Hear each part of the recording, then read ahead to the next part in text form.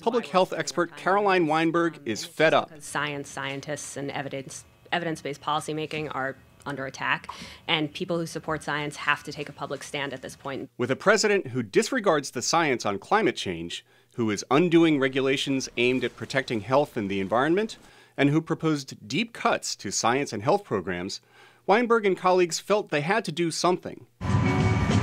They noted the March for Women's Rights in January had drawn a far bigger crowd than President Donald Trump's inauguration the day before. We were talking about the Women's March and how powerful it was and what a message it sent, and kind of we're talking about whether it would be possible to do that for science. So they did what any protest movement does these days. They took to social media.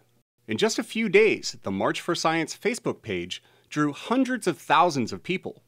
Backers in more than 500 cities have organized their own satellite marches. And major scientific organizations have added their support. Geochemist Eric Davidson is president of the 60,000-member American Geophysical Union.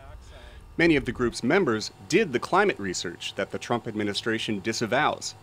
He says a protest like this is unheard of. Well, I can't think of another example where scientists have organized themselves in as many cities with an event as big as this. So this is pretty remarkable and unprecedented. Though many say the risks to science are greater than ever, not everyone is on board. Maybe that's true, but a march is not going to change anything. That's the problem. Rob Young heads coastal research at Western Carolina University. He says the problem is the growing disconnect between scientists and, especially, working-class voters.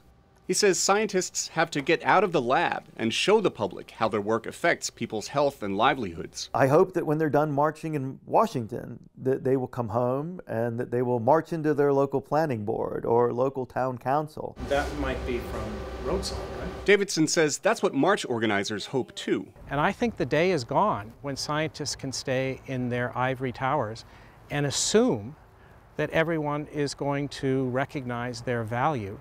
Organizers stress that science is nonpartisan, and the march should be too. But it will be a challenge in a divided country where partisans lay claim to their own sets of facts. Steve Baragona, VOA News, Washington.